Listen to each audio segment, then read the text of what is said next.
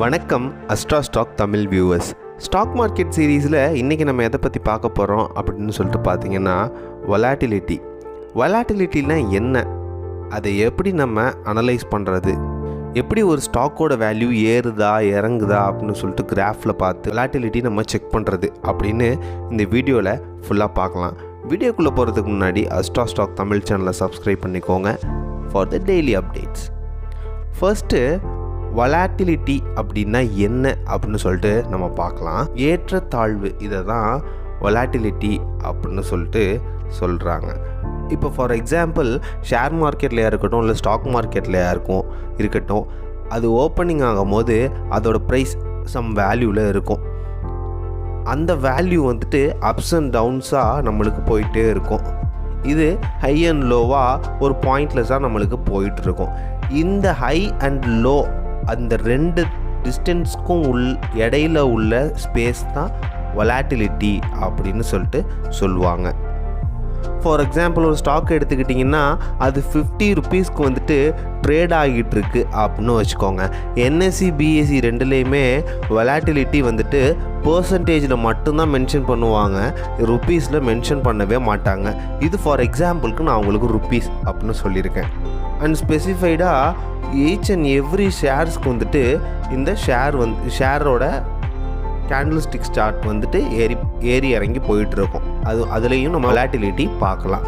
நான் முன்னே சொன்னேன் இல்லையா, 50 ருபீஸ்க்கு ஒரு ஷேர் ஷேர் மார்க்கெட்டில் போயிட்டுருக்கு. அதுக்கு இந்தியன் ஷேர் மார்க்கெட்டில் வொலாட்டிலிட்டி 10 அப்படின்னு சொல்லிட்டு மென்ஷன் பண்ணியிருக்காங்க அப்படின்னு வச்சுக்கோங்க. அதாவது அந்த பர்டிகுலர் ஷேர், அந்த ஷேரோட ப்ரைஸ் வேல்யூ கீழே போனாலும் -10 ருபீஸ், அதாவது 40 ருபீஸ்க்கு போகும்.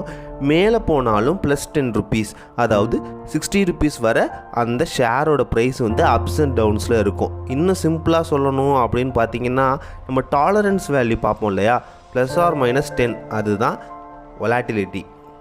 அண்ட் ரொம்ப முக்கியமானது என்ன அப்படின்னு சொல்லிட்டு பார்த்தீங்கன்னா, இந்த வொலாட்டிலிட்டி பர்சன்டேஜில் மட்டும்தான் இதில் ரெப்ரசன்ட் பண்ணுவாங்க.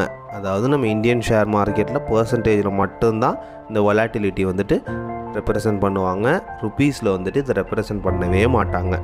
ஓகே, ஷேர் மார்க்கெட்டில் மேக்ஸிமம் அப்ஸ் அண்ட் டவுன்ஸ் எவ்வளோ வைப்பாங்க இந்த வொலாட்டிலிட்டியில் பார்த்தீங்கன்னா 1 to 6 தான் மேக்ஸிமமே வைப்பாங்க. Minimum 1, maximum 6. இதை விட அதிகமாக ஒரு ஷேரோ ஒரு ஸ்டாக்கோ மேலேயோ கீழேயோ ஃப்ளக்சுவேஷன்ஸ், அதாவது அதோட வொலாட்டிலிட்டி இருக்குது அப்படின்னா இந்த ஜிஎஸ்எம், ஏஎஸ்எம், ப்ரைஸ் பேண்டு, இந்த மாதிரி சர்க்யூட் பிரேக்கர்ஸ் நம்மளுக்கு அந்த ஷேரை ஃப்ரீஸ் பண்ணிடும். முன்னே உள்ள வீடியோஸ்லலாம் ஜிஎஸ்எம், ஏஎஸ்எம், ப்ரைஸ் பேண்ட் இப்படின்னா என்ன அப்படின்னு சொல்லிட்டு கம்ப்ளீட்டாக போட்டிருக்கேன். நம்ம சேனலில் மிஸ் பண்ணாமல் அதெல்லாம் பார்த்துருங்க. ஓகே, ஒன்ஸ் இந்த ஷேரோ ஸ்டாக்கோ இந்த சர்க்யூட் பிரேக்கர்ஸ் லிஸ்ட்டில் வந்துருச்சு அப்படின்னா அதோட வொலாட்டிலிட்டி என்எஸ்சி பிஎஸ்சி கேட்டகரைஸ் பண்ண அந்த லிமிட்டை விட்டு அதிகமாக மேலேயோ கீழேயோ அது போகிருக்கு, அந்த பர்டிகுலர் ஸ்டாக் போயிருக்கு, இதுதான் அர்த்தம்.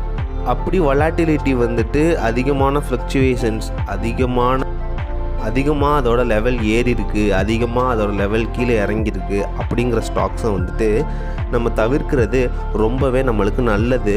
ரிஸ்க் மேனேஜ்மெண்ட்டில் இது ஒரு பெஸ்ட் ஐடியா அப்படின்னு சொல்லலாம்.